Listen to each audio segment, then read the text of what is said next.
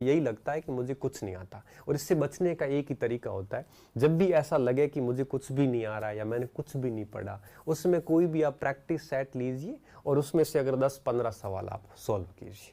जब 10-15 साल सॉल्व करोगे तब आपको लगेगा कि नहीं यार मुझे आ तो रहा है, तो उससे क्या कॉन्फिडेंस थोड़ा सा वापस ठीक हो जाएगा। तो बेहतरीन ये होगा कि आप क्या करो, इन चीज़ों के बारे में अगर आपको ये लगता है कि मुझे याद नहीं है या मैंने कुछ भी नहीं पढ़ा है, तो निश्चित रूप से आप है वो 10-20 सवाल 50 सवाल डेली सॉल्व करोगे किसी भी अभ्यास पुस्तिका से, तो वापस कॉन्फिडेंस आ जाएगा। और ये चीज़ें होती है। हमें दरअसल क्या होता है, जब भी कोई सवाल पूछता है और एकदम से उत्तर नहीं निकलता है तो हम डर जाते हैं कि मेरे को कुछ भी नहीं आ रहा है।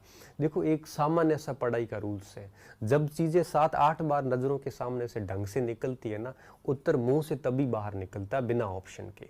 अगर आपको उत्तर नहीं निकल रहा है तो इसका मतलब है कि आपने कम पढ़ा है थोड़ा सा। परीक्षा पास करने के लिए उत्तर मुंह से निकलना ज़रूरी नहीं है। परीक्षा पास करने के लिए अगर आपने 3-4 बार सिलेबस ढंग से भी पढ़ा है तो भी आप ऑप्शंस देखकर आराम से उत्तर निकाल सकते हो।